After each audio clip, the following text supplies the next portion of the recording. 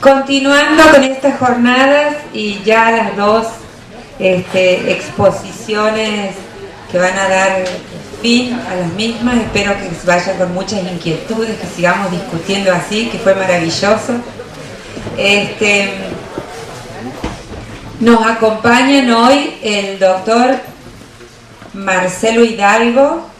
Él es profesor de Derecho Procesal Penal de la Universidad Nacional de Córdoba y además es fiscal, ¿sí? También el doctor Alberto Binder, que él es profesor también de Derecho Procesal Penal del posgrado de la UBA, es presidente del INESIP y además, bueno, como todos ustedes conocen, él es ha asesorado, aconsejado, organizado, promovido, implementado las reformas procesales penales de gran parte de Latinoamérica. Así que, bueno, les damos la bienvenida a ambos y a disfrutar de su presencia.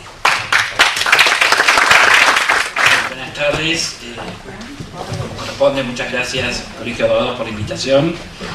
Además, como viejo participante de todos estos debates, los disfruto enormemente, digamos, así que ojalá tengamos muchos más.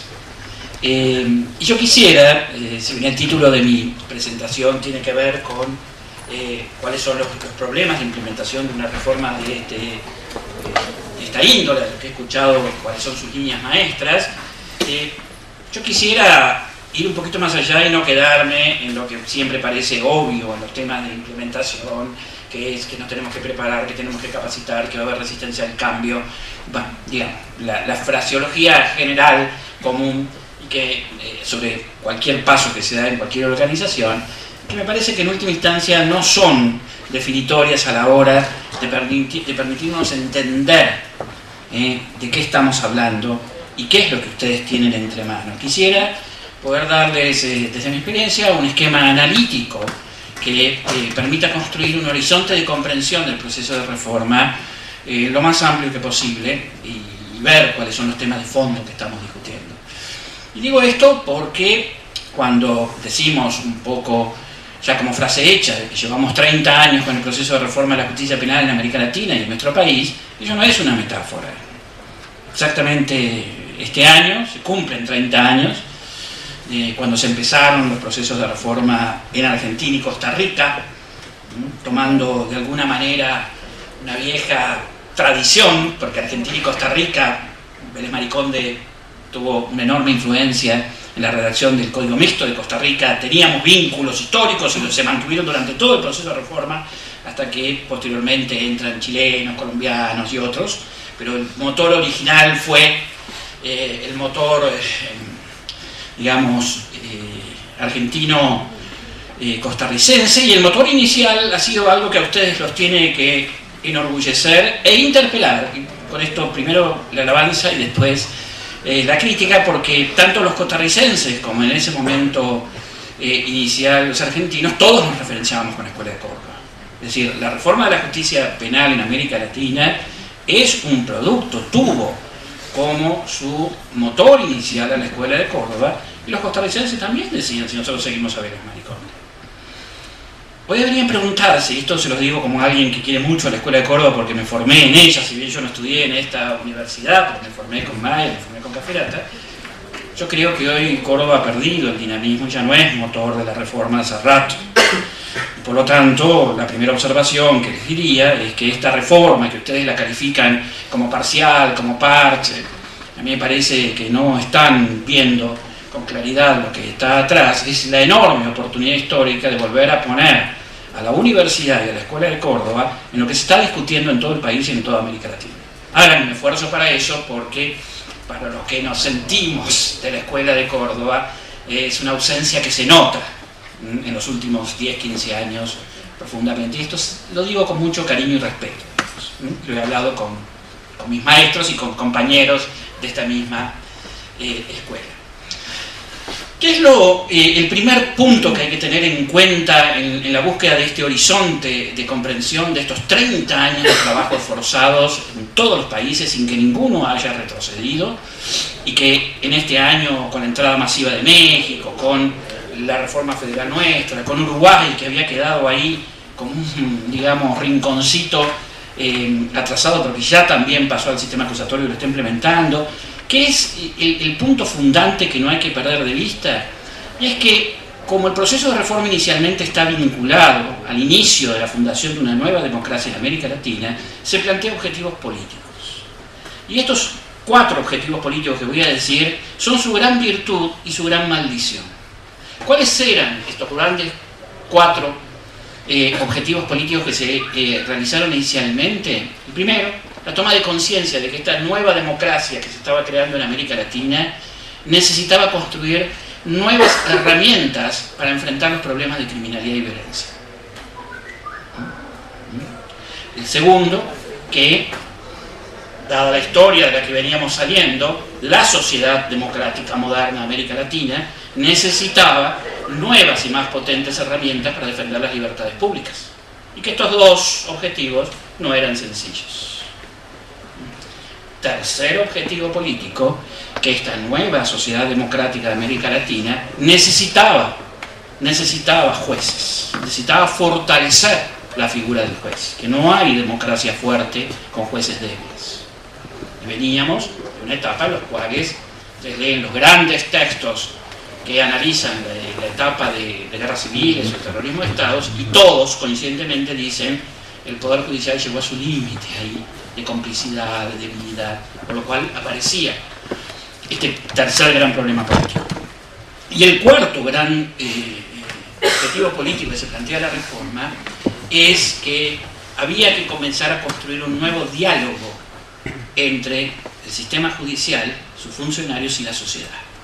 Porque en ese diálogo se jugaba una legitimidad que de por sí es frágil en toda república, porque no tiene este gran aliciento de estar siendo votado cada 4 años, que es la fuente de legitimidad, y que además, por nuestra tradición inquisitorial, no tenía las raíces de legitimidad que tiene que tener todo poder judicial.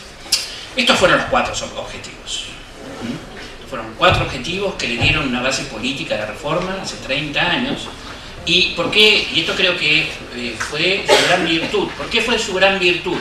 Porque desde el inicio de la reforma, y fue un gran cambio, aunque parece sencillo decirlo, no se planteó como un problema intraprocesal. A mí que disfruto de la discusión del derecho procesal, digamos, puedo estar horas y horas con un vino discutiendo las sutilezas que lo vi discutir en la etapa anterior y que me fascinan. También siento que si uno queda atrapado en la visión intraprocesal, se pierde de vista este punto.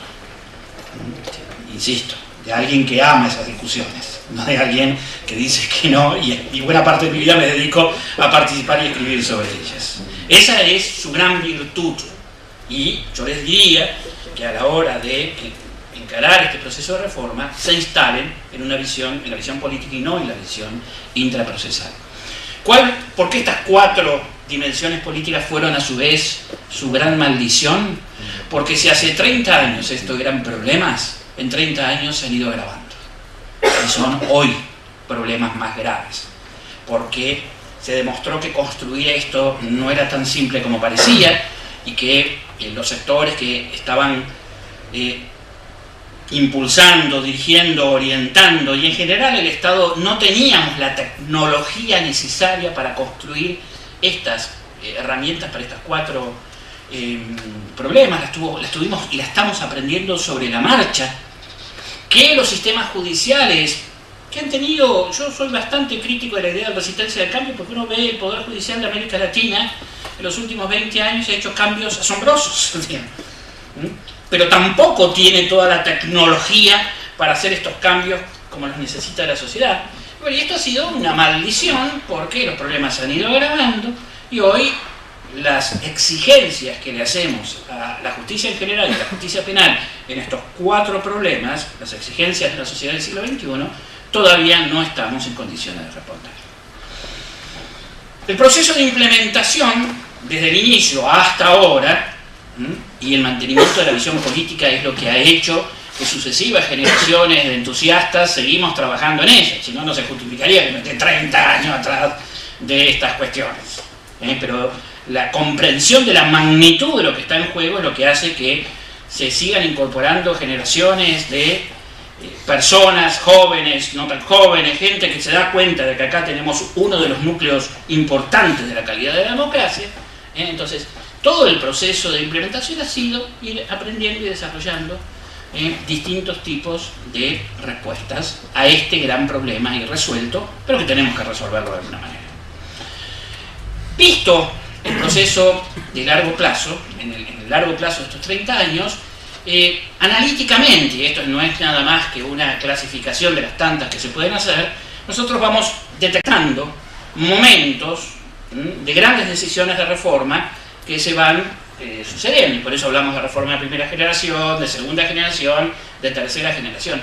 Esto no es nada más que un elemento clasificatorio que va marcando la maduración del proceso y al mismo tiempo va marcando el descubrimiento de nuevas herramientas que antes no conocíamos, no sabíamos que existían o aprendimos a usarlas.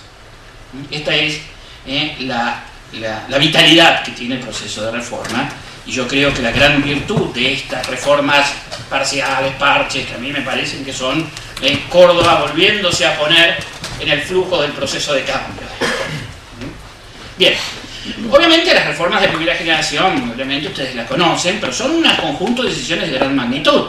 En primer lugar, irse del modelo inquisitorial o de los modelos mixtos.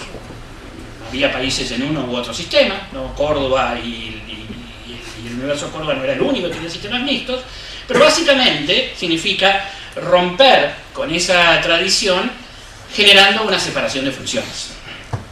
Generando la separación de funciones que ustedes ya conocen perfectamente, no era mucho, pero que básicamente pone al fiscal, pone al defensor y pone al juez, y alguien diría, pero ¿cómo? Una idea tan simple como esta, que cualquier ciudadano la tiene en la cabeza, no sé, tan difícil, y sí, pues es tan difícil de realizar porque está vinculado a los problemas que había señalado. En primer lugar, esta primera decisión de separar funciones hace nacer en América Latina una institución nueva, que es el Ministerio Público. El Ministerio Público es una institución nueva. Ustedes me dirán, pero el Ministerio Público había antes. Sí, había antes, en países con más fortaleza, con menos fortaleza, pero el Ministerio Público que nace en América Latina en los últimos 25 años, 20 años, es otra cosa distinta. Y desde entonces el Ministerio Público está buscando su lugar. Lo que fuimos aprendiendo en el camino es que una cosa es decirlo, otra cosa es montar una institución que tiene los problemas de tecnología de organización que vamos a ver, pero que también tiene que empezar a buscar un lugar en el conjunto de instituciones del Estado de Derecho. Y no crean que ha sido sencillo, digamos, ni es sencillo todavía que el Ministerio Público encuentre su lugar. Esto que teóricamente lo podemos discutir como ubicación institucional, pero va mucho más allá. Que por un lado la clase política le tiene miedo de que desencadene una persecución penal eficaz y no vinculada a la selectividad clásica. Por otro lado, el Poder Judicial todavía siente una especie de ansiedad por las viejas tareas y por no terminar de entender qué es lo estrictamente jurisdiccional en la sociedad, porque es una posición difícil para el juez. Es decir, sigue estando tironeado, no tenemos claridad de cómo son sus dinámicas políticas, su sector político, si está vinculado, cómo se vincula con los sectores técnicos. Bueno, las discusiones que hay hoy a nivel federal del Ministerio Público lo muestran. Es una institución que se viene construyendo y que, mientras tanto, los problemas de criminalidad que tiene que ayudar se van agravando. Sumado que en el contexto latinoamericano, su gran ayudante, la dupla que debería organizar la persecución penal, que es la policía, todavía no la hemos encontrado. Yo recuerdo hace 30 años, cuando las discusiones decían, bueno, pero a ver, si queremos tener mejores instrumentos para enfrentar los problemas de la criminalidad, lo primero que tenemos que reorganizar es la policía. Además, la experiencia de otros ministerios públicos es que el Ministerio Público es muy dependiente del trabajo policial. Y era bastante razonable eso. Yo participé en muchos talleres que tenían esta discusión estratégica. El punto, ¿cómo se salvó? Se salvó por el sentido común. Cuando todo el mundo se miraba y decía, mira, esto no es una discusión digamos, teórica acerca de por dónde empezar. La pregunta es que aquí ahora, hace 25 años, recién en los últimos años estamos empezando eso, ¿quién le ponía el cascabel a ese tigre de la policía? Nadie tenía poder para eso. Todavía no tenemos poder para eso. De hecho, la estrategia que dice no, hay que apostar al Ministerio Público, es un Ministerio Público que luego se comience a convertir en una herramienta más en la gran reforma policial que todavía no hemos hecho en América Latina, y tampoco lo ha hecho Córdoba. No se olviden que hace 2 años en todo nuestro país tuvimos una serie de crisis policiales muy profundas, que muchos han pretendido que era una crisis de corrupción, o otros que era una crisis política de sedición. Yo creo personalmente, más allá de los componentes que existan, que hay una crisis de profesionalización en la policía brutal, digamos. Solo hace falta ver los textos con los que se estudian las academias de policía para darse cuenta, es decir, que esta división, esta decisión de dividir funciones era una decisión, como ven ustedes, muy fuerte. La segunda decisión era decir, bueno, a ver, garantías, por supuesto, libertades públicas. Las libertades públicas en materia penal tienen y han tenido, y yo creo que ese es el gran logro histórico de la Escuela de Córdoba, es decir, señores, oralidad. Para muchos países la oralidad era un descubrimiento. Para muchos otros que ya tenían oralidad desde la época, la segunda época liberal, donde se pusieron los códigos napoleónicos, principios del siglo XX, digamos, que un poco también de donde viene después la reforma cordobesa, el proyecto Antero, digamos, por ahí, 1920, digamos, por ahí muchos países tenían este tipo de cosas, pero la oralidad estaba muy afectada en la oralidad que queríamos realmente.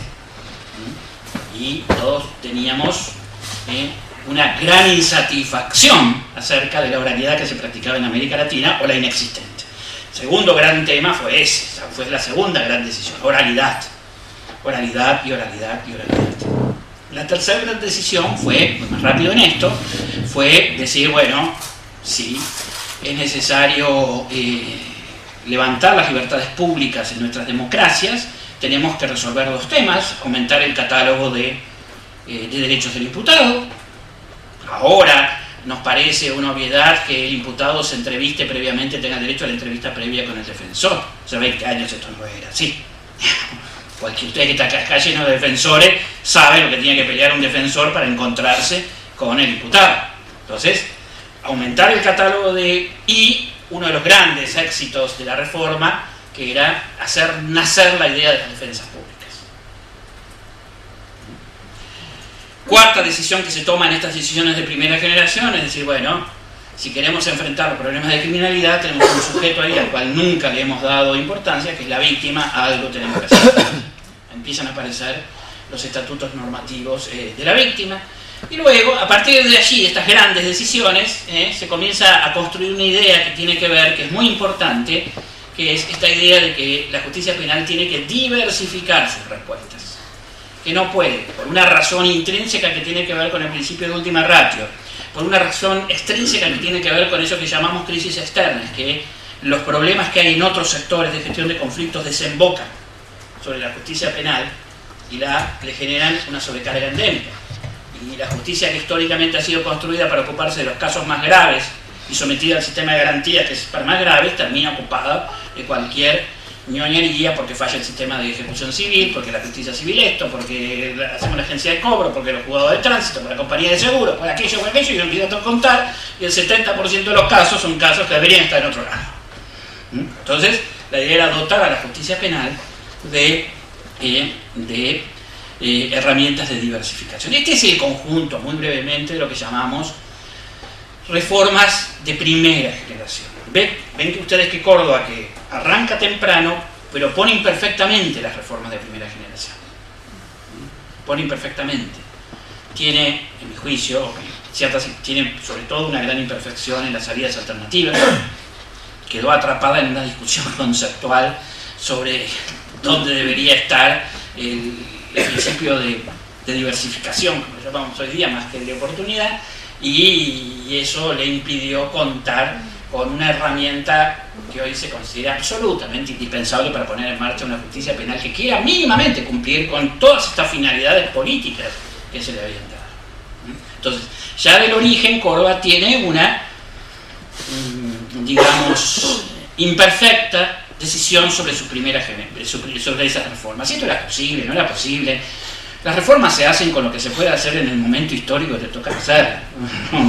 Si uno pudiera, si a uno le dieran para hacer una reforma institucional una pizarra en blanco y uno pudiera dibujar ahí, todo sería fácil, pero son tironeos, ajustes, acuerdos, y se hace lo que cada época ha podido hacer. Y en ese sentido... Ahora bien, a los 10 años de lanzadas este primer éxito de reformas, digo éxito porque los países iban sumando a estas reformas de primera generación, empieza a haber un rum de que esto no estaba funcionando adecuadamente. Entonces se lanzan, ya se había creado por iniciativa de todo el mundo, digamos de todos los sectores reformistas, se había logrado crear un centro común, que era de la OEA, que es el CEJA, para que pudiéramos ahí hacer memoria de todo el proceso de reforma. Entonces este rum se decide hacer una batería de evaluaciones para ver en qué estado está. Y se evaluaron casi todos los países. Ahí, en el marco de esas evaluaciones, se empiezan a hacer evaluaciones a finales de los 90, durante 4 o 5 años se evalúa esto.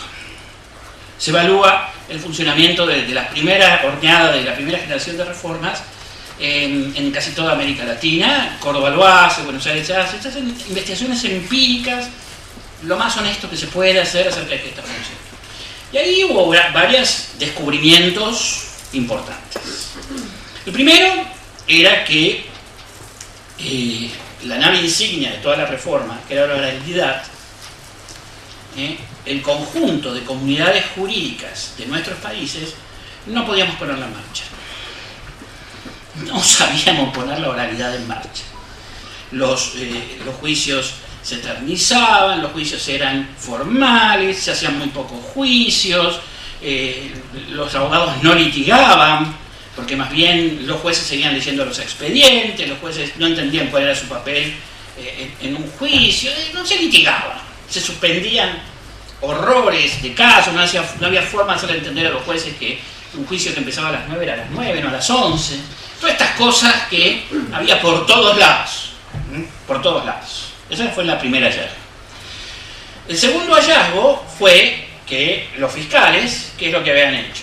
Bueno, como no tenían también capacidad o se encontraban con problemas distintos, habían armado una cosa que se llamaba legajo fiscal, donde ponían todos los papeles, lo daban vuelta y en vez de poner instruye el sumario, ponían una forma más desordenada, con lo cual la investigación seguía siendo una investigación de papeles y oficios, e inclusive sin la estética de los viejos expedientes anteriores que eran más prolijos que los nuevos, por lo cual todos veíamos, me acuerdo que íbamos a la fiscalía y veíamos los legajos fiscales y decíamos, ¿quién puede investigar con esto? Digamos, es un desorden absoluto.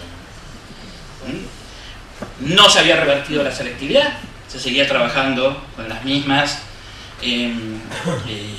los mismos sectores de personas, se trabajaba con fragancia, la prisión preventiva que había bajado a los inicios de la reforma rápidamente rebotaba por la presión social. No, las salidas alternativas se usaban formalmente. La víctima se había prestado atención, pero se había creado unas oficinitas perdidas allí, en la cual habían puesto un psicólogo y 3 asistentes sociales, y el paradigma era una mujer llorando, a la cual había que evitar que llorara en la mesa de entrada. Un poco más, un poco menos, era eso lo que el paradigma de atención a la víctima que había. Entonces yo recuerdo, y algunos de acá han participado, se empiezan a hacer talleres y seminarios diciendo, señores, esto es un desastre. ¿Qué hacemos? Ahí se da una discusión importante, porque si uno quedaba ahí atrapado en la discusión intraprocesal, era absolutamente, decepcionante. Y además uno descubría, siempre va a haber un abogado que dice, o todos tenemos opiniones, y no, la discusión tiene que ser, hay que cambiar los requisitos, ponerle menos requisitos, hacerlo hasta tal etapa, ponerle tal otra etapa, mejorar el trámite. Pero todos decíamos, con ninguna de esas medidas procesales logramos resolver esta magnitud de problema que tenemos, que se están manifestando después de 10 años de esfuerzo. Por lo cual tiene que haber otra cosa. Y además, ahí está la ventaja, decimos, bueno, hay que seguir confrontándolo con las necesidades sociales. Nuestras democracias siguen necesitando herramientas nuevas para enfrentar el problema de la criminalidad y la violencia. Obvio, decíamos. Necesitamos fortalecer las libertades públicas. Obvio. Necesitamos que la figura del juez, claro, cada vez más, porque además el despotismo de los sistemas democráticos es más doloroso finalmente que en los gobiernos formalmente despóticos. Y además empieza a aparecer un fenómeno en toda América Latina, que es las mafias quieren hacerse cargo de la democracia, que es el gran tema que tenemos desde entonces: democracia de ciudadanos, democracia de mafia. Con lo cual no solamente hay un problema de limitar el poder público, sino los poderes fácticos, que quieren, digamos, ya no necesitan utilizar a los militares, pero empiezan a hacer golpes de mercados, cosas, todas las cosas que conocemos y conocen todos los países. Necesitamos que la sociedad en China, por supuesto, que la sociedad está desesperada, visto que se han hecho cambios, que hemos hablado de los códigos, que dijimos que se iban a solucionar los problemas, los resultados son malos. Esto pasó en todos lados. ¿Por qué les digo esto? No porque yo no sé nunca, digamos, cuál es el dicho, porque hay dos versiones: eso, mal de todos, consuelo de tontos, o mal de todos, consuelo de todos. No sé cómo es. Mal de muchos, consuelo de todos. No sé bien, porque hay dudas acerca de cuál es el refrán final. Pero no lo digo por eso, lo digo para que pongamos en perspectiva las críticas que ustedes hacen al sistema de justicia penal de Córdoba, porque seguramente son muy ciertas y tan graves como las que vimos en todos lados. Allí se toma una decisión, que es decir, bueno, evidentemente el proceso de implementación tiene que ser profundizado, y el proyecto, la visión sobre los problemas de la justicia penal tiene que ser profundizada. Ahí se toma una decisión, que es una decisión que yo creo muy importante, donde el grupo de los sectores reformistas, que ahora tenían que salir a dar la cara por lo que se había hecho, no se esconden, sino que salen en cada país a decir: señores, esto no está funcionando, las cosas son más difíciles de las que creemos, hay que ponerle el pecho y hay que inventar algo para seguir adelante, pues las necesidades sociales siguen vigentes. Y ahí se toman dos estrategias que yo creo que han sido positivas, aunque no han solucionado todos los problemas. La primera, es decir, cómo se salva el proyecto de la oralidad, que nos parecía que seguía siendo la gran nave insignia de la reforma, porque ahí a través de la oralidad se juegan muchos elementos de libertades públicas, de tutela judicial y de legitimidad, las tres grandes vertientes de las formas de la oralidad. Bueno, la oralidad se resuelve con más oralidad. La reforma había cometido los diseños iniciales de la reforma, el proyecto Maya, el Código Modelo para Iberoamérica, creo que el proyecto de ustedes de acá de Córdoba, Tucumán que lo sigue, Buenos Aires un poco también, y muchos otros, Guatemala un poco, habían cometido un error, que es el creer que la oralidad seguía siendo la oralidad del juicio y que la etapa preparatoria debía ser básicamente una etapa escrita. Eso se vio como un error. Y a partir de allí nace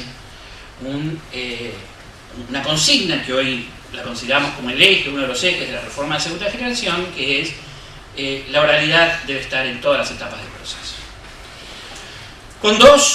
Por dos razones, que son razones estratégicas pero también de fondo. La primera es que el funcionamiento del sistema mixto apoliórico,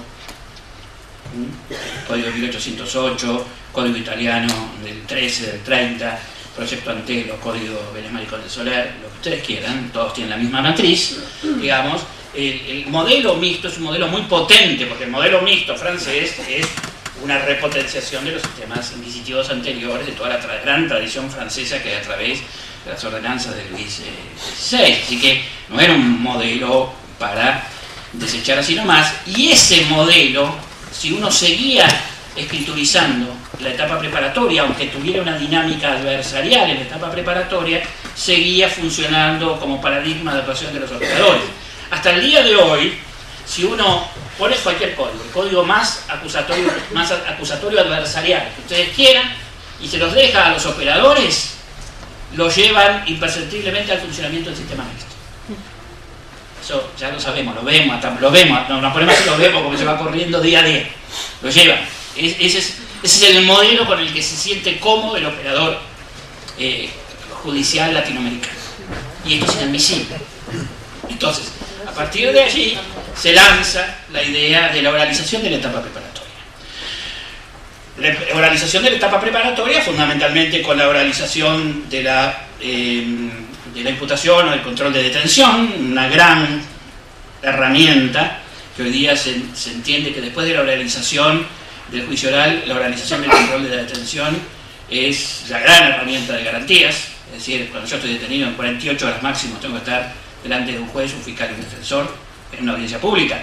Esto, digamos, que es un gran desafío para los sistemas, y cada sistema verá cuándo está maduro para hacerlo, digamos, pero es una gran herramienta. La oralización del dictado de la prisión preventiva y después la oralización de todo. Y ahí esto rompíamos la lógica del sistema mixto y además resolvía un problema muy de fondo, y es que las escuelas de leyes hasta el día de hoy no habían tomado nota que los sistemas habían reformado y no se le enseñaba al abogado a litigar. Ha sido muy a golpe, Patricia lo sabe por experiencia propia, muy a golpes de voluntarismo, de voluntad y de tenacidad que se van abriendo las cátedras de litigación, pero todavía nos cuesta tener un sistema completo de enseñanza de litigación, y además competimos con la justicia civil, que es la Disneylandia del trámite y el escriturismo. Con lo cual, no se generaba en las universidades una enseñanza que no fuera esta conjunción terrible que tenemos entre lo tramiteril y lo conceptual vacío, que es una confusión terrible, y en el medio está el ejercicio real de la abogacía, que es asesoramiento, negociación, litigación. Y esto todavía en las universidades no logramos doblegarlas. Pero cuando un sistema empieza a tener muchas audiencias, el abogado aprende.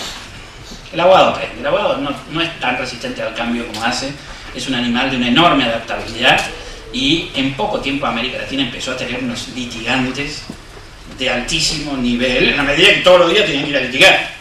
Ahora, esto generaba problemas. Por eso, cuando he visto, digamos, que están hablando de que una de las decisiones importantes es no una oralización completa de la etapa preparatoria, sino una oralización de algunas decisiones importantes, no puedo sino aplaudirlas, porque la experiencia de todos demuestra que esto es el camino que lleva hacia una renovación política, conceptual y social del gran proyecto político institucional de la oralidad. Así que, adelante, ojalá avanzaran más todavía sobre ese tema. Ahora bien, ¿cuál es la gran decisión?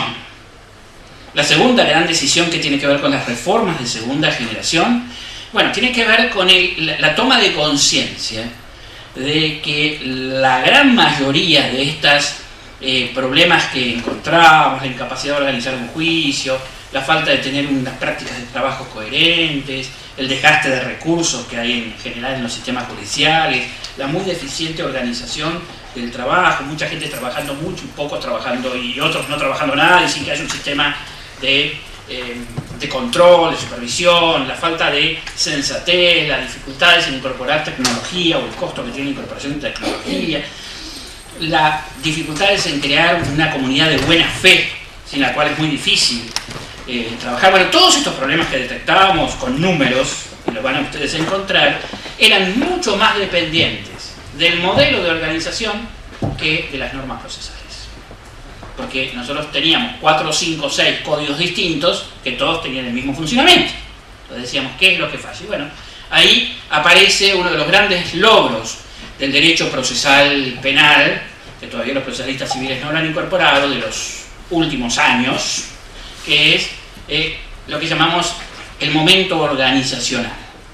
El cómo están organizadas las instituciones que tienen que trabajar es determinante, y a veces más determinante que las reglas procesales que se iban consolidando, porque ya el paradigma constitucional convencional se iba consolidando, que las propias reglas procesales en sí mismas.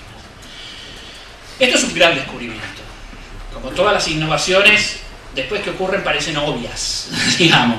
Pero yo recuerdo a todas las comunidades procesalistas que andábamos dando ahí, nos significó un enorme impacto y además un enorme problema, porque íbamos a buscar la literatura que cada uno de nosotros manejábamos, sabíamos, éramos especialistas, y no encontrábamos nada.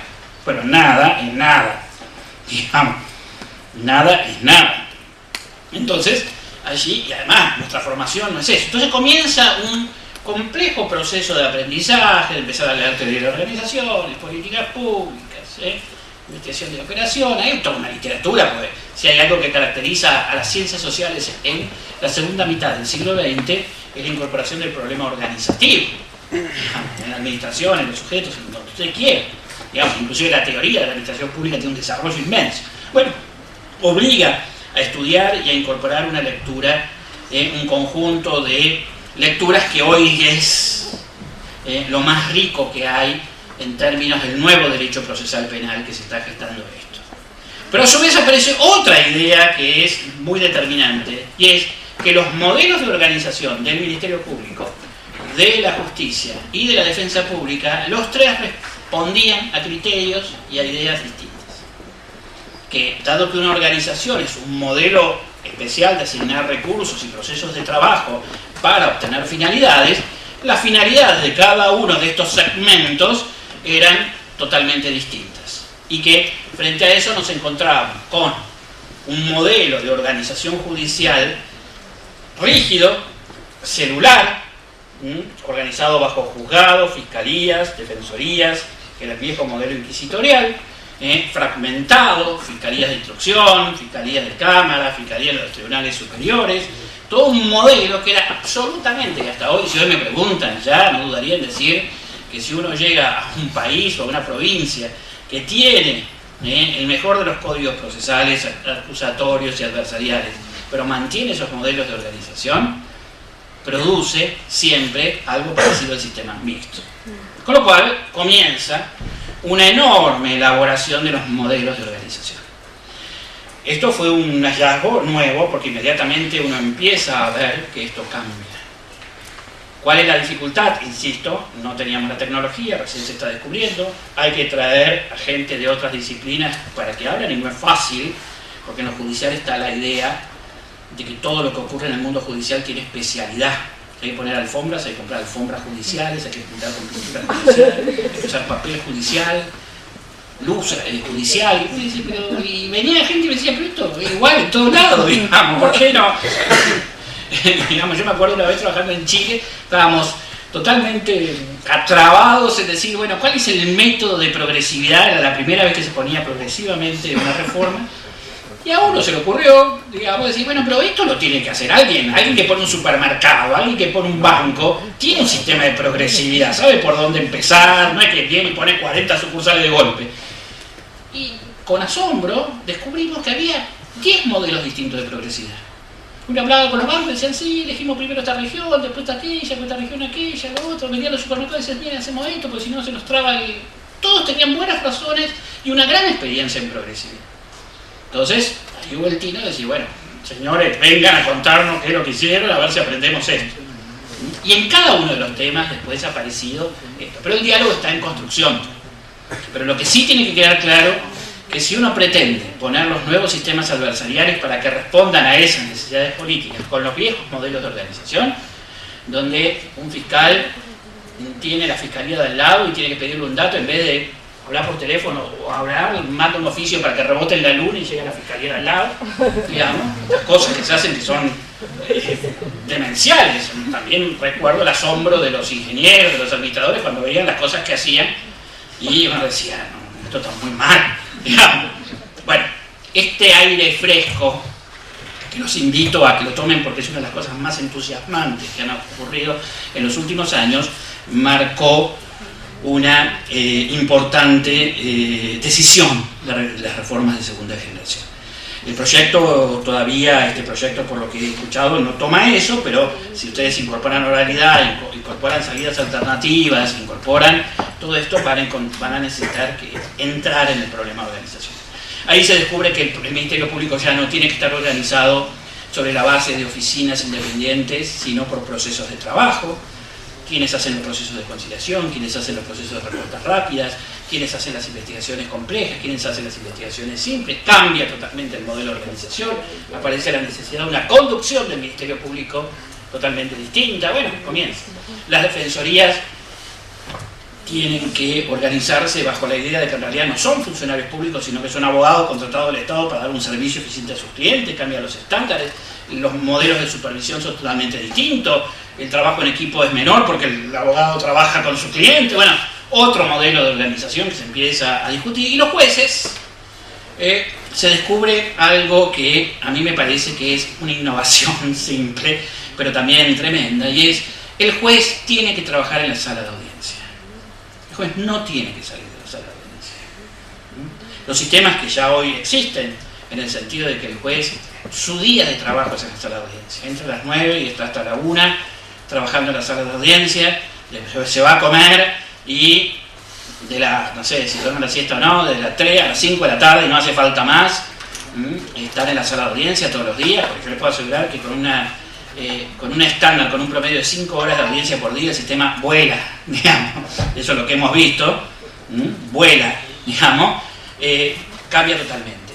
Los jueces, esto implica un cambio de organización de los jueces, que se llaman los colegios de jueces, las oficinas judiciales, que ya en Argentina hay 50, que tienen Chubut, tienen Neuquén, tienen Santa Fe, tienen Santiago del Estero, tienen alguna en provincia de Buenos Aires, que funcionan bien, mal, más o menos. En América Latina hay muchos, todos, Chile lo tiene Guatemala, tiene Colombia, bueno, ya es un tema donde la organización es bastante simple, cada juez tiene su despacho lindo, y la salita de audiencia, y hay una unidad que se llama oficina judicial, oficina de gestión de audiencia, dirigida por una persona importante que es el director de esa oficina, una persona relevante, que gana buenos sueldos y que tiene poder, digamos, que es la que maneja todo lo administrativo, y el juez llega a la sala de audiencia y se entera de qué es lo que tiene.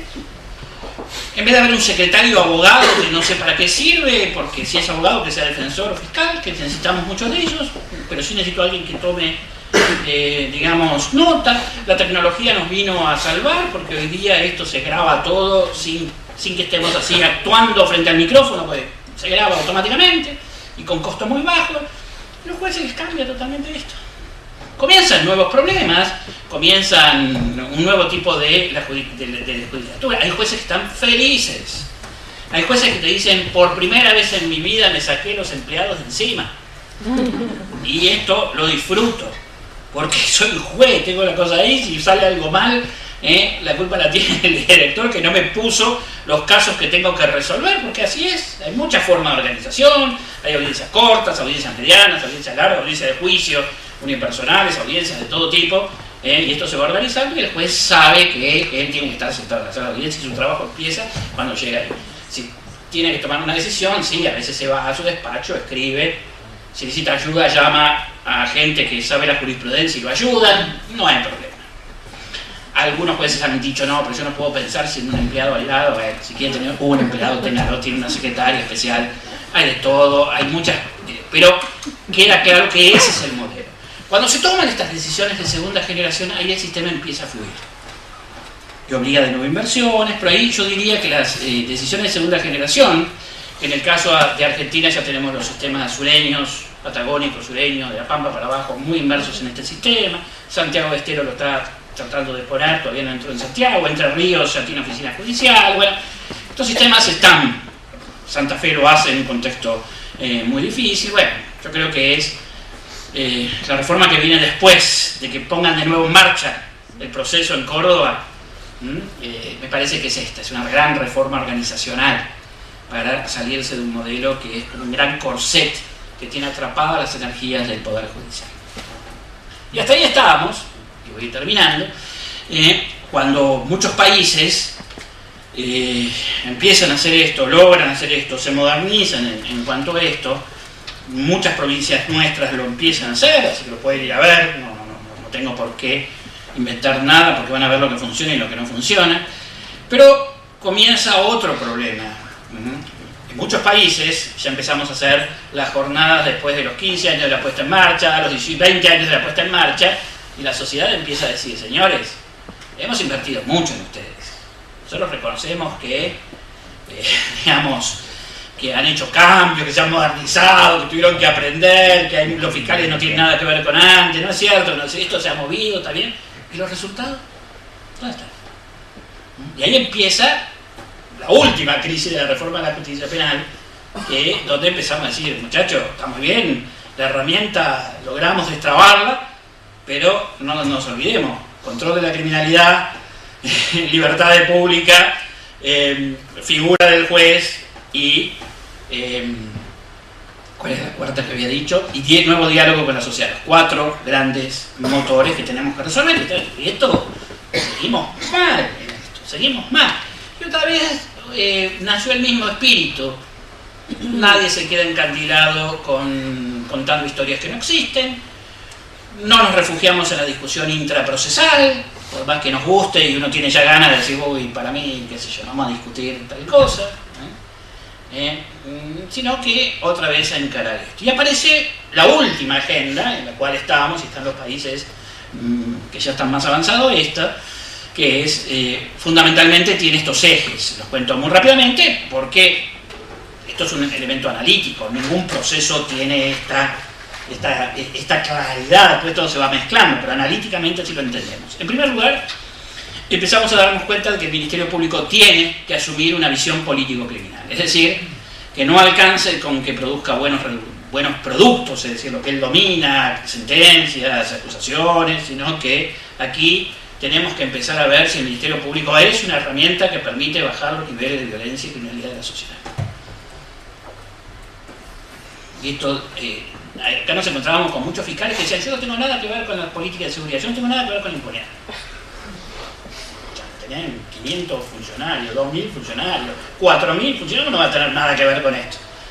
¿Es difícil? Sí, es difícil. ¿Hay algún país que haya resuelto esto? No. Algunos están mejor porque están en situaciones de bonanza económica, no. Pero en América Latina ninguno lo ha resuelto y Estados Unidos tampoco.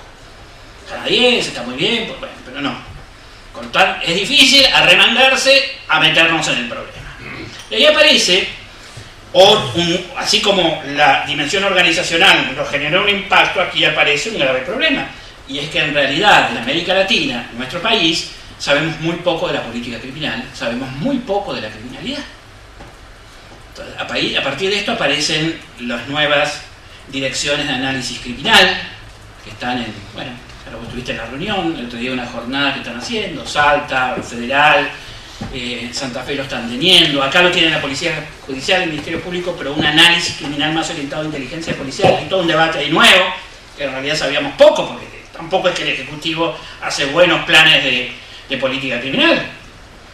Hacemos agua en todos los sentidos, porque el plan de política criminal no es un plan de prevención del delito en abstracto. Uno es el problema del narcotráfico, otro el problema de trata, otro el problema del hurto callejero, otro el problema del mercado de autos. Bueno, son todos problemas distintos y para cada uno de ellos tendríamos que tener 40, 50 planes distintos de cómo vamos a coordinar entre las distintas instituciones y entre ellas un cierto liderazgo del Ministerio Público para hacer esto. Esta es la etapa en la que estamos ahora. Ahí, ya digo, el Ministerio Público tiene que empezar a manejar datos y planeamiento de la persecución penal distinto, si no el principio de oportunidad se vuelve un mero trámite. Principio de oportunidad, colaboracionismo, todas estas cosas, arrepentidos, tienen sentido dentro del marco de un plan político criminal, si no se vuelven cosas peligrosas y sin saber cuál es su utilidad, digamos. Comienzan problemas complicados como es la cooperación entre federales y provinciales en el tema de narcotráfico, trata, criminalidad económica, lavado, que es uno de los grandes temas del futuro, que hay que acercar a los dos ministerios públicos para trabajar. Entonces ahí aparece todo un mundo donde por primera vez aparece clara la política criminal, el análisis político criminal y las herramientas que necesitamos para lo que llamamos una persecución penal estratégica. Esto tiene impactos muy profundos. Siempre ponemos el ejemplo, pero es claro, el delito del robo de celulares. El robo de celulares, que es un delito, ustedes me dirán, no es tan menor porque los celulares ya empiezan a costar caros, pero sobre todo es lo que se estudian, los sociólogos, los criminólogos estudian como los delitos de rapiña, digamos, de autores desconocidos, que dan una sensación de depredación que tiene mucho que ver con el desarrollo de los sentimientos de inseguridad, del miedo al delito, de esta inconformidad que luego es un problema real, digamos, que hay que resolver. Bueno, el Ministerio Público, ¿qué va a hacer? ¿Va a perseguir? ¿Va a hacer un NN cada vez que se hace uno de estos casos? ¿Va a perseguir a cada chico que encuentra con un celular? Carece de todo sentido. Es decir, ahí aparece lo que comenzamos a llamar el análisis de los mercados delictivos, robo de vehículos, robo de celulares. Buena parte de la criminalidad urbana tiene que ver con mercados. Cambia el paradigma. Una de las grandes cosas que no habíamos logrado resolver era cómo tratar la criminalidad común. Y esto cambia, porque nosotros tenemos la idea de que la criminalidad común, que es una criminalidad en la cual la sociedad pide respuestas, tenemos que ir atrás de cada chico para meterlo preso, o si somos progresistas y benévolos para meterlo en la escuela forzadamente y hacerlo estudiar. Esto es una visión muy antigua y equivocada del problema. En la mayoría de la criminalidad urbana hay grandes negocios. Los que manejan el negocio, el mercado de los celulares, no es un chico pobre, que están más cerca de ser víctimas que de ser autores. Digamos, los que manejan el mercado de drogas, pequeño, digamos, también no son chicos pobres. No hay un problema de pobreza, hay un problema de gente haciendo negocios en buena parte de la criminalidad urbana. Y si no, hay patrones. Por ejemplo, la violencia de género tiene patrones muy complejos que están absolutamente enmarcados en la conflictividad que resulta, por suerte, de que estamos empezando a abandonar el último gran sistema de esclavitud del mundo, por primera vez en la historia. Entonces, si uno no pone todo esto en la mesa, pretender luego que uno haga unos expedientes, no nos da ningún tipo de eficacia en el control de la criminalidad y la violencia. Esto obliga a un Ministerio Público inteligente, un Ministerio Público que piensa, que tiene planes, y tenemos que lograr que cada fiscal que tiene un caso pueda enmarcarlo en un plan político. Esto es lo que llamamos la visión político-criminal, la persecución penal estratégica. Ven ustedes que tenemos un gran tema. Respecto de la oralidad, aparece entonces, fluyó, pero hoy tenemos un problema de fondo, y es que ahora sí hay muchas audiencias, y hay litigio, empieza a haber litigio con el sistema estatal, pero no logramos construir las instancias de perfeccionamiento del litigio. No hay dónde ir a estudiar esto. Cuando una provincia, por ejemplo, entra al litigio rápidamente, uno dice, bueno, hay un lugar y la gente lo pide a grito, quiero ir a un lugar porque quiero aprender a interrogar, quiero contraexaminar, quiero hacer interrogatorio de peritos, quiero hacer buenos alegatos, quiero saber utilizar la teoría del caso. ¿Dónde se estudia esto? Y ahí es donde le estamos diciendo otra vez a la universidad, señores, por favor, y siguen sin reaccionar, porque no es tener una cátedra que transmita dar esto. Es un problema masivo de funcionamiento de la justicia penal. Los colegios de abogados están, digamos, entrando en la cosa, pero muy lentamente. En el futuro esto tiene que ser cursos permanentes de entrenamiento, porque la capacitación es ilimitada. Uno va haciendo litigación ¿cómo se llama? En criminalidad económica, en alegatos complejos, en alegatos sexuales, todo lo que quisiera. Es todo un paradigma nuevo de enseñanza del ejercicio de la abogacía. Y también los jueces están pidiendo a gritos nuevas formas de enseñanza.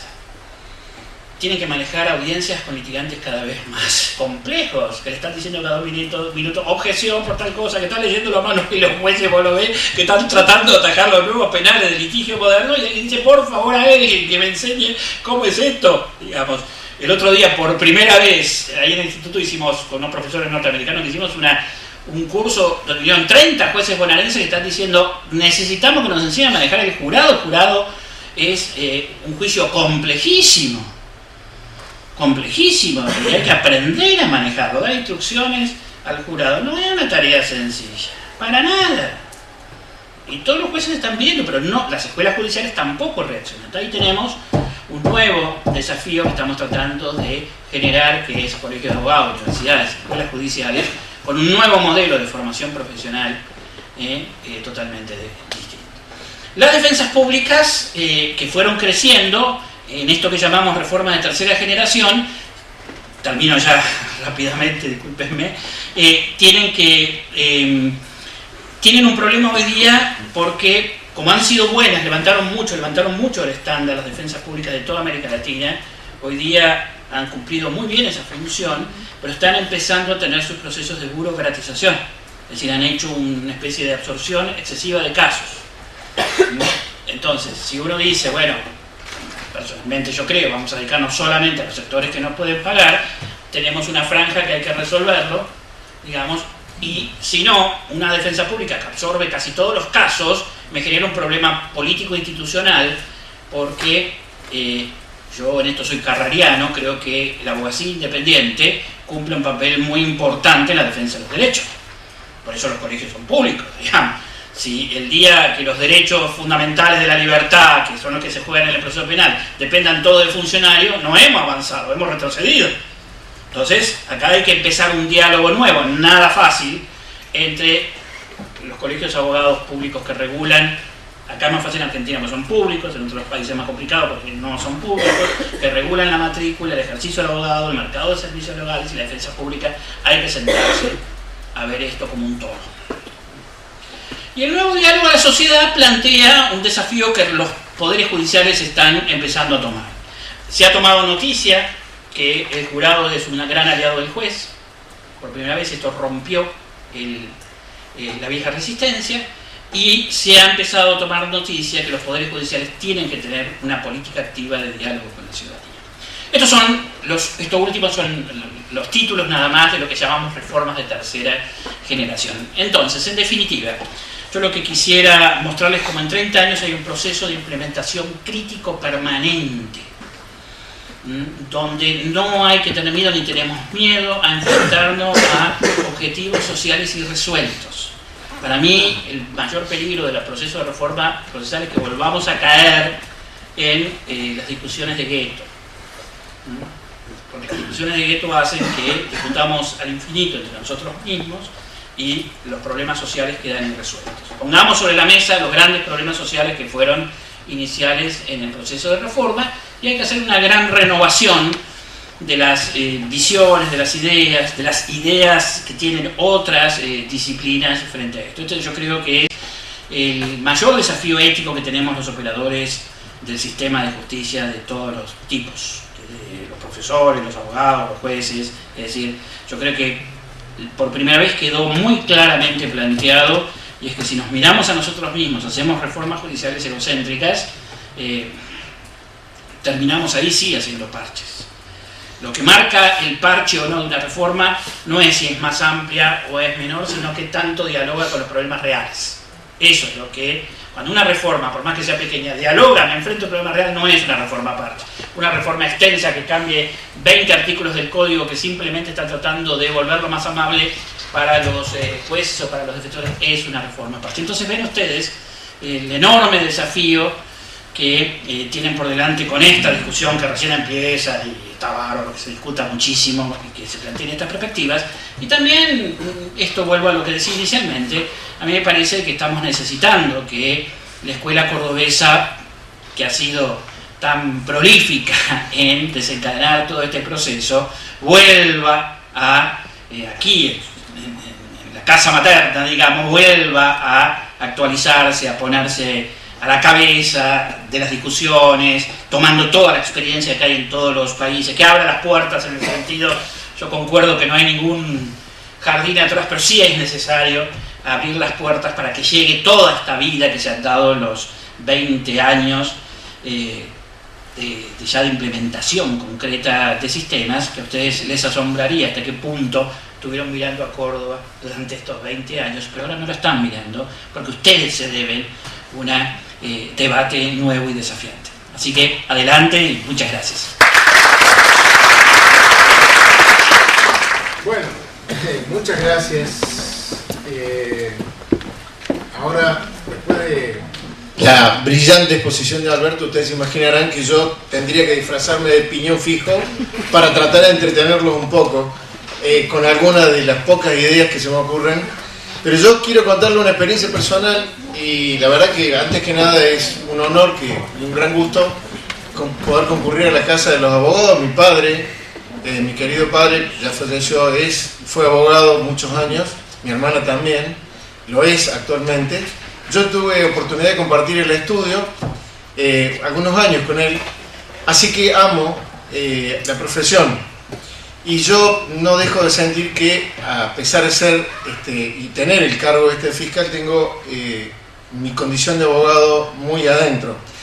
Bueno, la interpelación de Alberto ha sido permanente para los fiscales.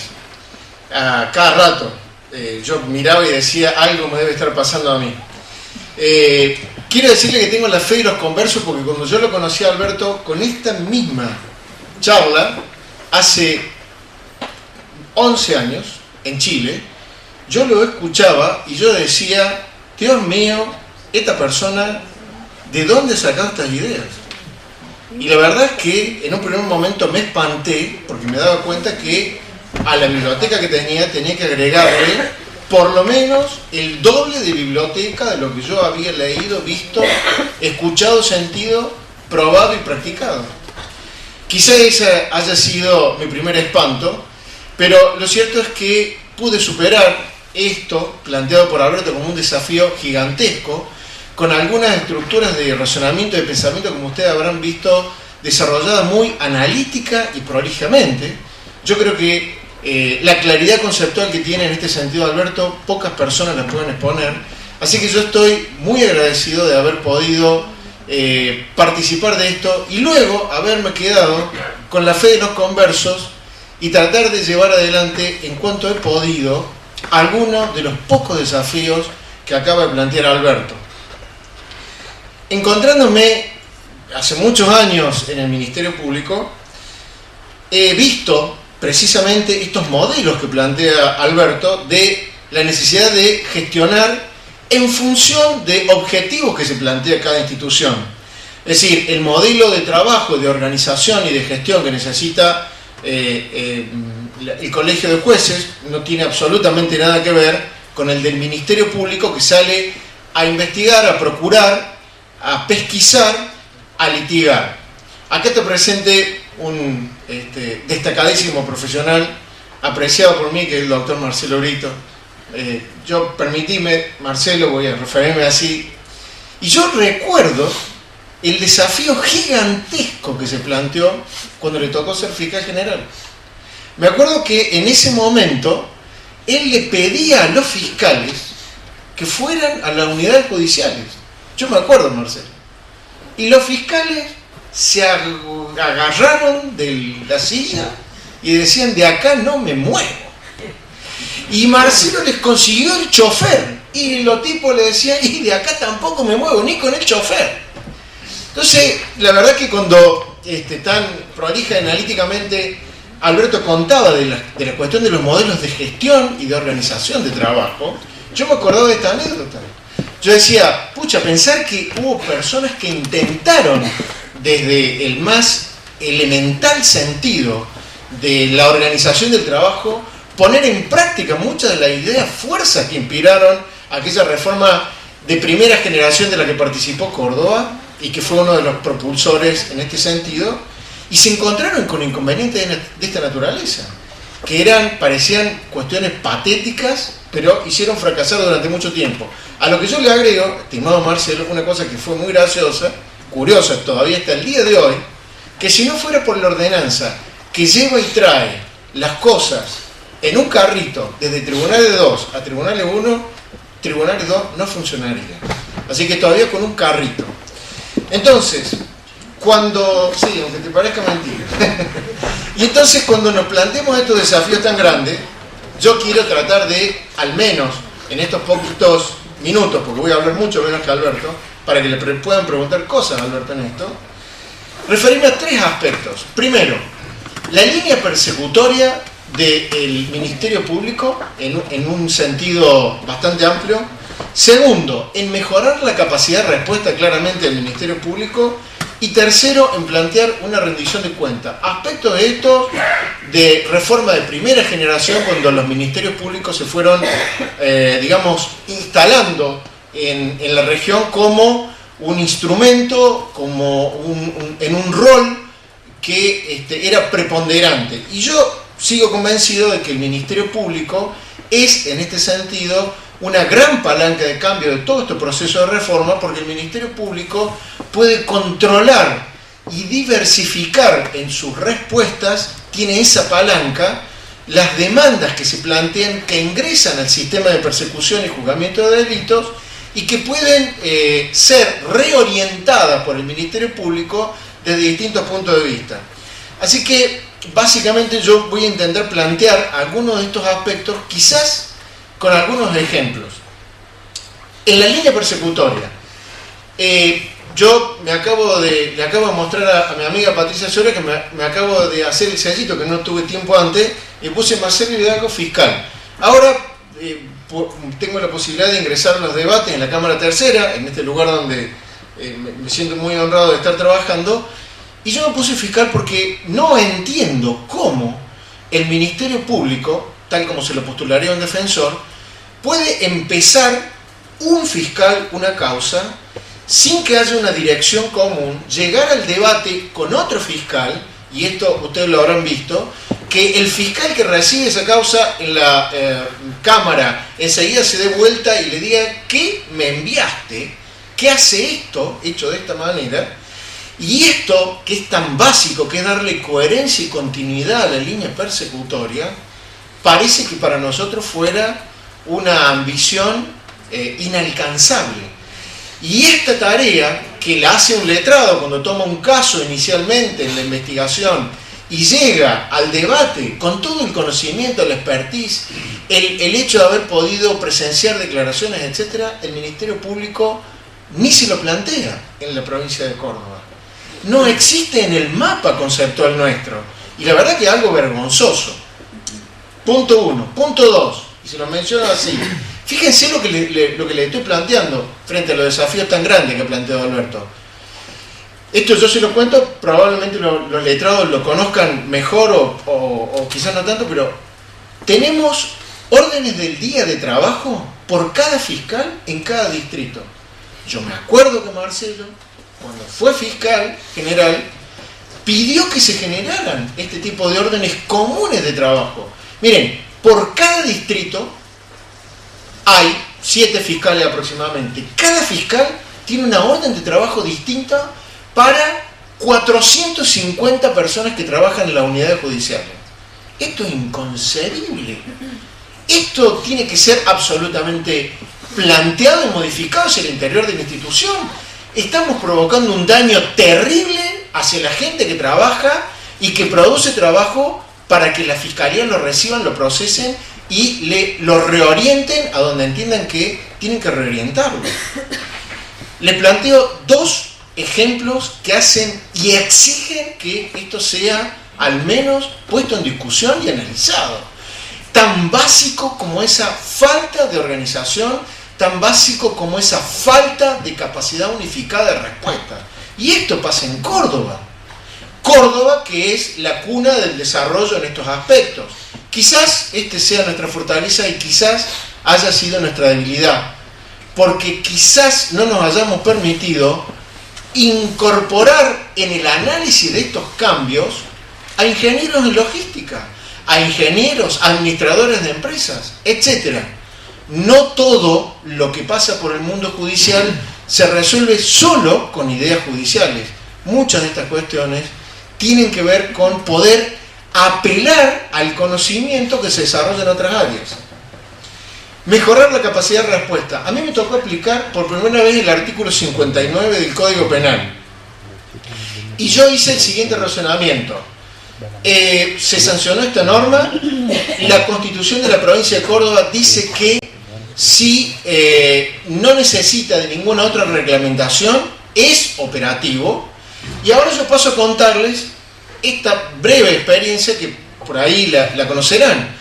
Hay un grupo de gitanos que tienen la buena idea de plantear que vendían una camioneta, y hay un grupo de personas que eran de origen boliviano, que estaban en el interior de la provincia de Villa María, que querían comprar esa camioneta. Ustedes ya se imaginarán cómo terminó esto, y efectivamente terminó así. Luego de un cuento de gitano, sin hacer ninguna, por supuesto, cuestión despectiva, ni mucho menos, fueron estafados. Pero terminaron adentro de la casa peleándose a las trompadas.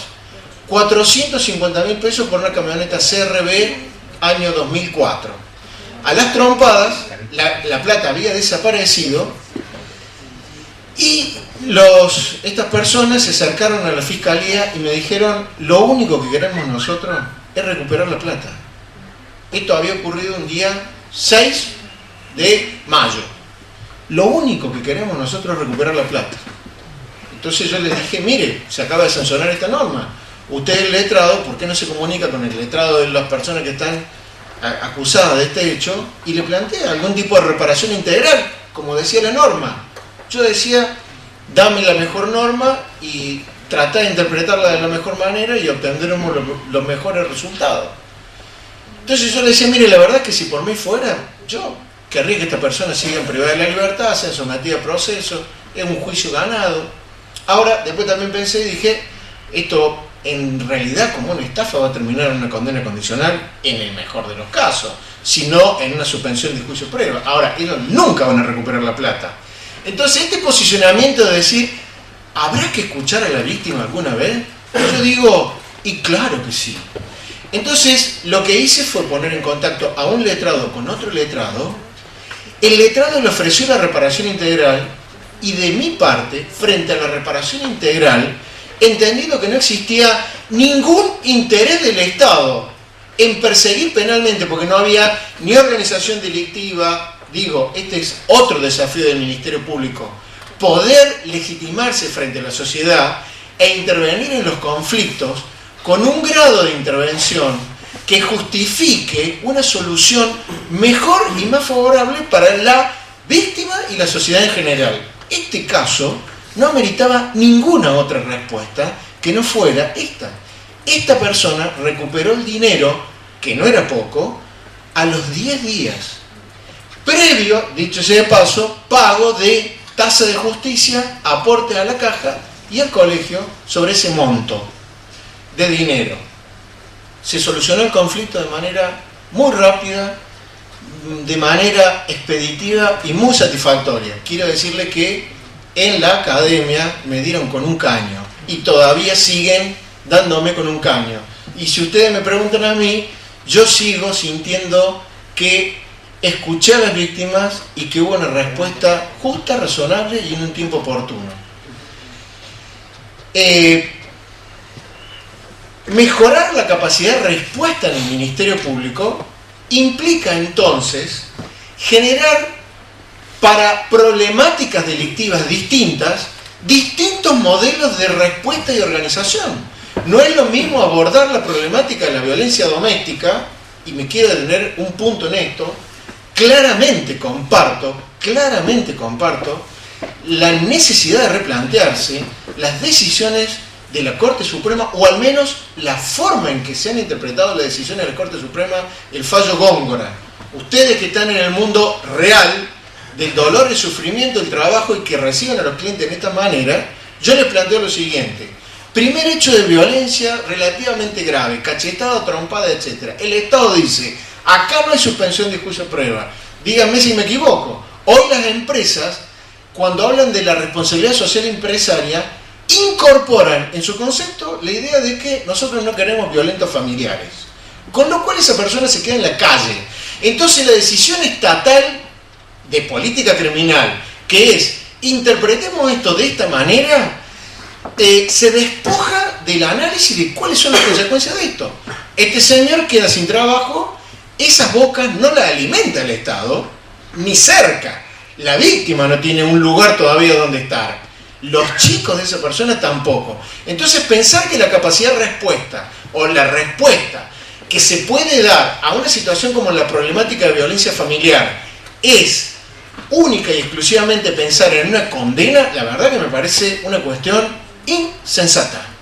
Creo que hay que acompañar el análisis del abordaje de estas problemáticas delictivas y distinguir. No es lo mismo un resfrío que llevar a una persona en terapia intensiva. Hay situaciones distintas que requieren un análisis distinto y respuestas de niveles distintos. Eso no está en el sistema ni planteado. Y la verdad que duele mucho, porque yo los escucho abogar a ustedes por esta situación. Y duele mucho. Mejorar la capacidad de respuesta, por ejemplo, implicó en el caso de Córdoba un intento. Generamos un protocolo de trabajo para los desarmaderos. Lo mencionaba Alberto, los mercados ilegales. Nosotros hicimos en un año de trabajo, tuvimos la posibilidad de incautar y definitivamente compactar muchos más millones y millones de dólares que todas las drogas secuestradas en la provincia de Córdoba en el mismo año. Miren si es un mercado ilegal importante. Con consecuencias bastante interesantes porque, dicho sea de paso, lo que se comercializa como amortiguadores en un lugar atenta contra la seguridad vial, en un lugar donde estos amortiguadores no están dentro del protocolo. Así que esa manera de diseñar un protocolo para abordar ese mercado ilegal es otra de las tareas que hay que darse para abordar otras problemáticas delictivas de esas características. Ni hablar de la criminalidad compleja, digamos, bueno, acá en Córdoba hay un diseño, habrá que ver si las respuestas son satisfactorias, si son importantes, si son las mejores, pero hay algo vinculado con eso. Entonces, mejorar la capacidad de respuesta no es hacer más juicio abreviado, no es hacer más audiencia y tener más sentencias por año. Yo creo que tenemos que repensar esta cuestión.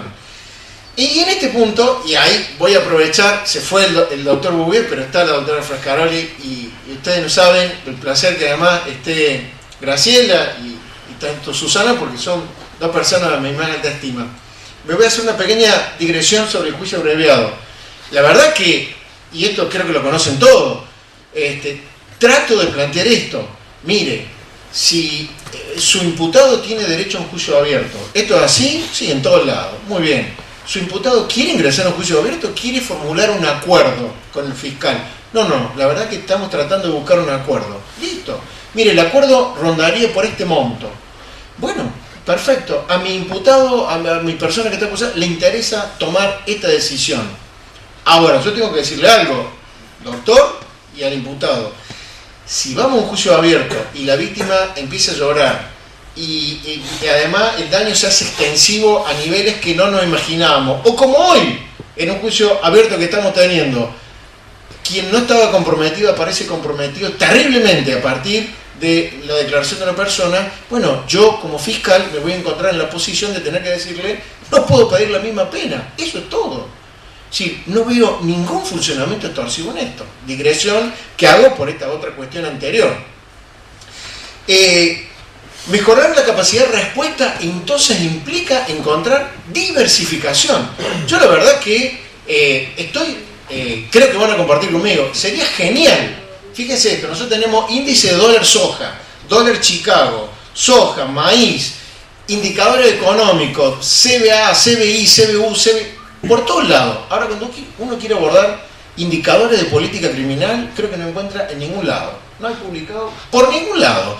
Y está al tope de nuestros problemas centrales como sociedad. Pero cuando uno quiere buscar indicadores para estudiar problemas, no lo encuentra por ningún lugar.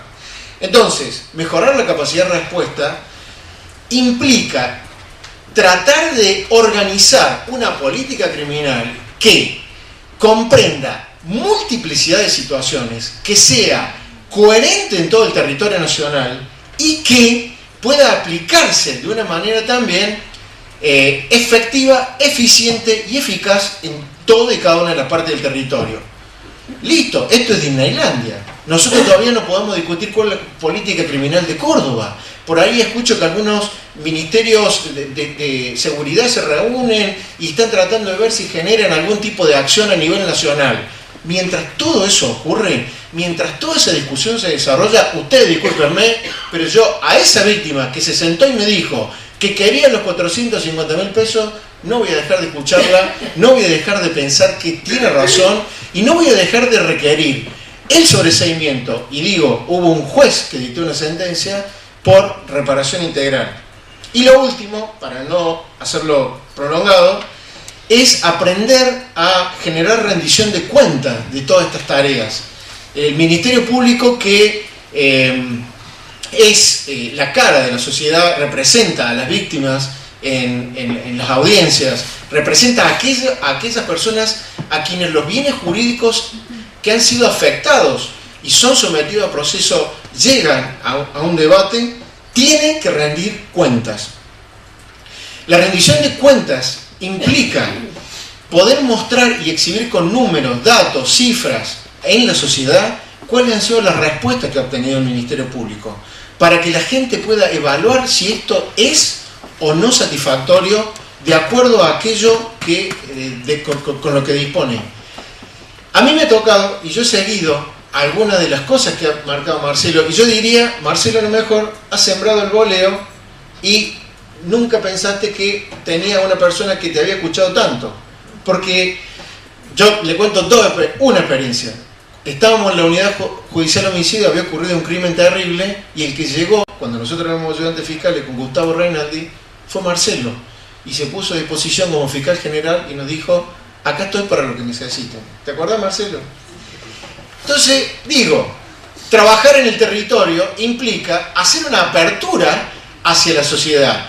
Y yo quiero contarle algo, yo he participado y sigo participando de juntas de participación ciudadana que trabajan en la problemática delictiva, donde es posible escuchar qué es lo que está pasando en el territorio. Y ahí sí quiero decirle algo.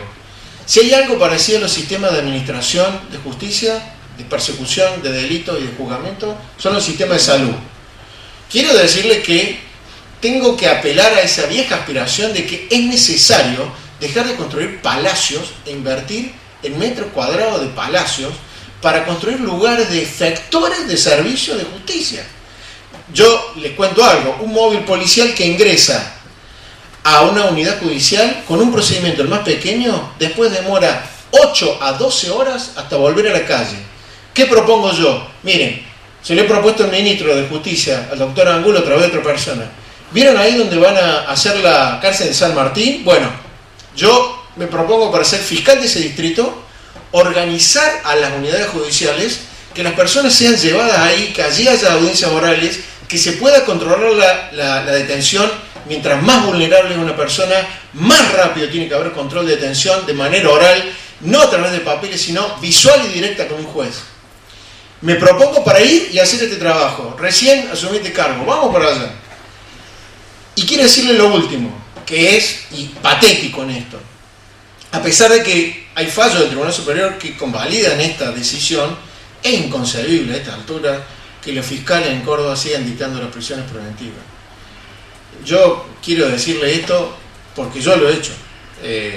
Esto está convalidado por las autoridades, pero la verdad que esto no resiste el menor análisis.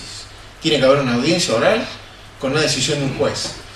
Y, bueno, finalmente, estos procesos de trabajo que implican realmente diseños bastante complejos, si se quiere, quiero decirles que de ninguna manera me siento ni mucho menos en condiciones de poder plantear cuáles deberían ser, ni mucho menos.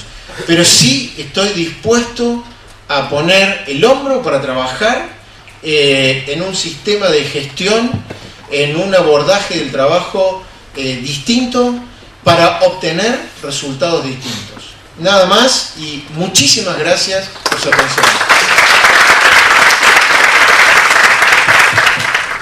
Es concreta porque le he escrito para ser lo más concreto posible.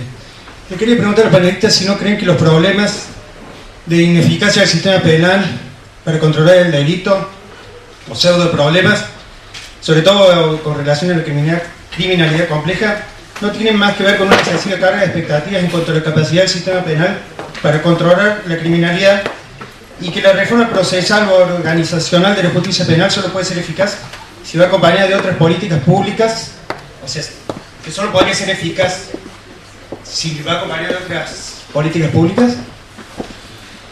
A ver, sí. Alberto, el experto. No, hablemos los dos, sí, pero el punto es que el desarrollo de políticas públicas no es tan lineal. No es que uno dice, bueno, el Estado va a hacer otras, va a diseñar política criminal u otras políticas preventivas y después la justicia va a funcionar bien. Esto se va construyendo de un modo dialéctico, mutuo ajuste, dicen los expertos en políticas públicas. Yo lo que diría es que el Ministerio Público es una entidad que trabaja, está mucho más cercana a lo gubernamental que a lo judicial, por más que tenga una estructura mixta, forma parte también de la elaboración de esas políticas. Depende de los casos. Es decir, habría que... Yo en este tema creo que hay que hablar de temas concretos. Si uno dice, bueno, ¿cuál es la política de lavado o de narcotráfico? A ver, una política de narcotráfico es una política muy compleja donde van a tener que trabajar muchos actores.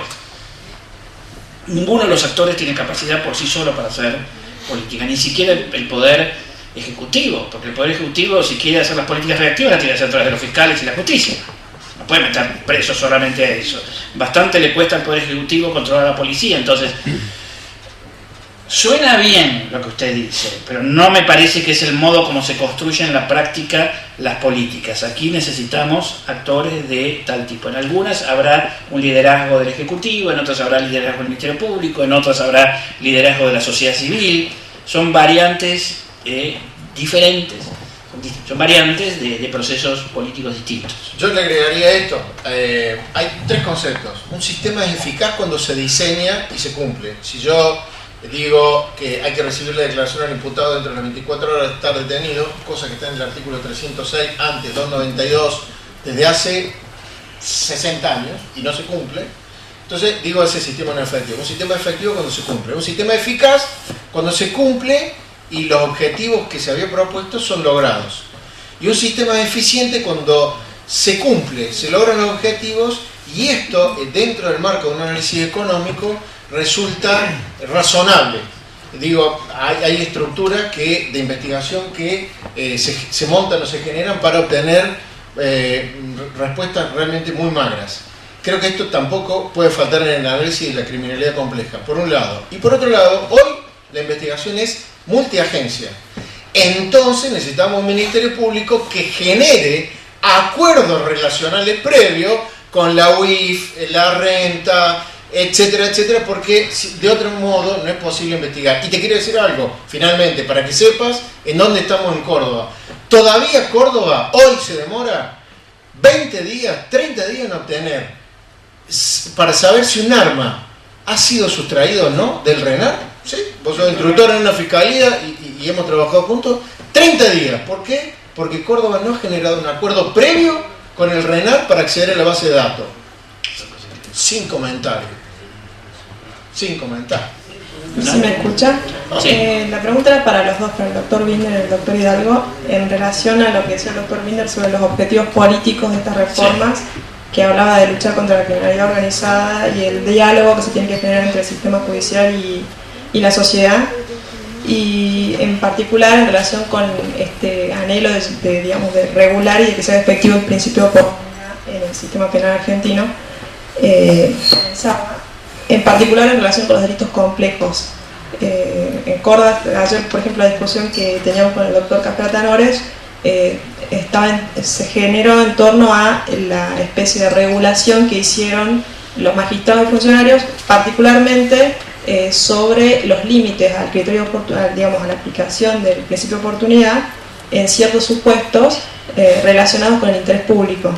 Mi pregunta era qué opinan en ese sentido, si les parece que, digamos, que sería legal, que es lo que cuestionaba justamente el doctor Cajerata, y si les parece también correcto que se establezca que, digamos, la posibilidad de que la víctima sea reparada por una persona que comete un delito, se pueda, digamos, que la persona que comete el delito lo puede realizar una sola vez y que después deba ser castigado por el delito cometido.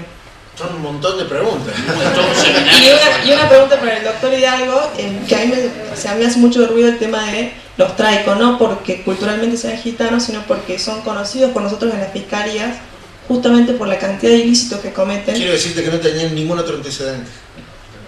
Si eso responde tu pregunta. Bueno, entre otras cosas.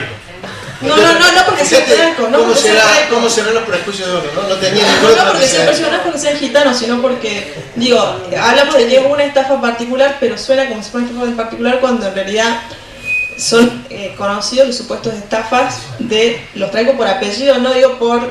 Eso sería portación de apellido, no de rostro.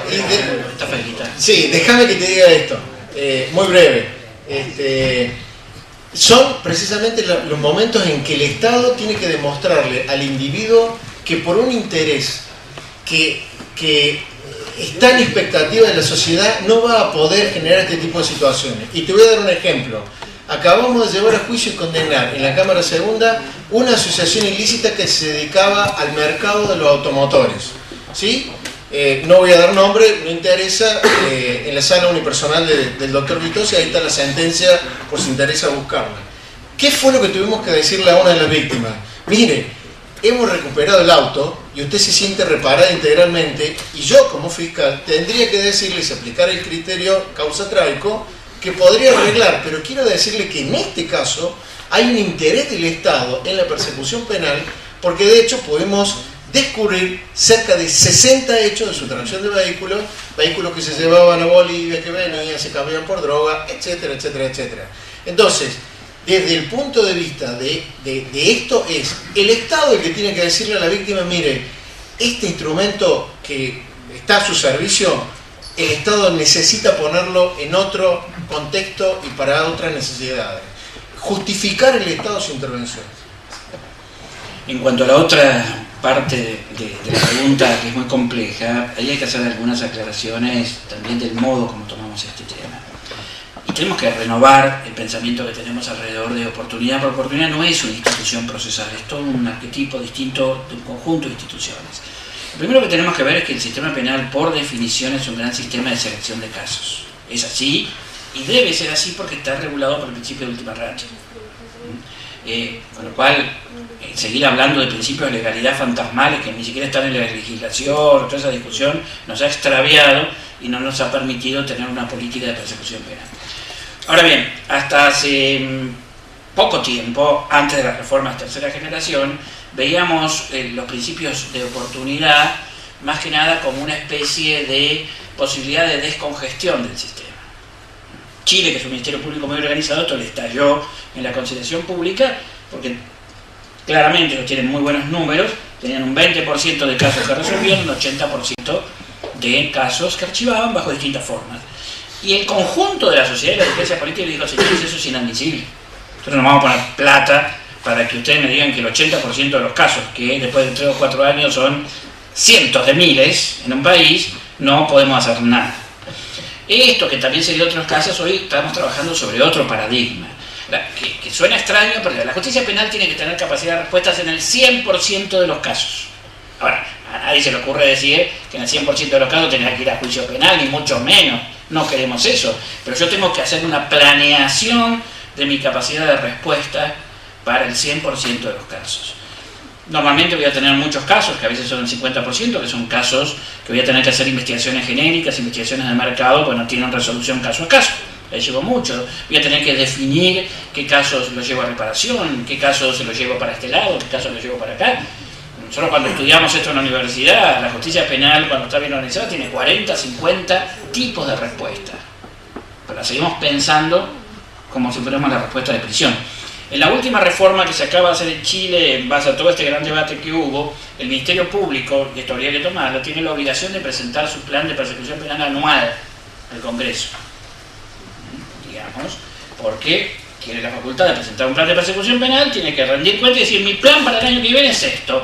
Voy a dedicarme tanto a esto, tanto a esto, tanto a esto, tanto a esto, y después lo evaluamos. De un modo transparente. Ustedes acá en Córdoba, que tienen la asignación de la persecución penal del Ministerio Público, también deben tener un plan. Además, esto es planeable porque, digamos, los números de la criminalidad y de la violencia, por ponerle un nombre genérico, no son tan elásticos. Yo puedo tomar una serie de 4 años para atrás, 5 años para atrás, y sé qué es lo que va a venir. Los crecimientos estacionales o de emergencia son muy raros. Son crecimientos muy manejables, pero carecemos de este tipo de política. Entonces, cuando hablamos del principio de oportunidad, yo lo que digo es, lo que tenemos ahí es un mandato, una ventana abierta para un montón de instituciones distintas, que no puede ser mirada bajo un cierto, no es una institución procesal, el principio de oportunidad, es un criterio general de organización de la persecución penal, que se puede hacer de un modo caótico y descontrolado como tenemos hoy día, o podemos tomar políticas transparentes, debatidas democráticamente, evaluables, que nos digan, así vamos a asignar los recursos y por lo tanto la idea de eficiencia y eficacia adquiere sentido. Esto, que parece elemental, no lo venimos haciendo.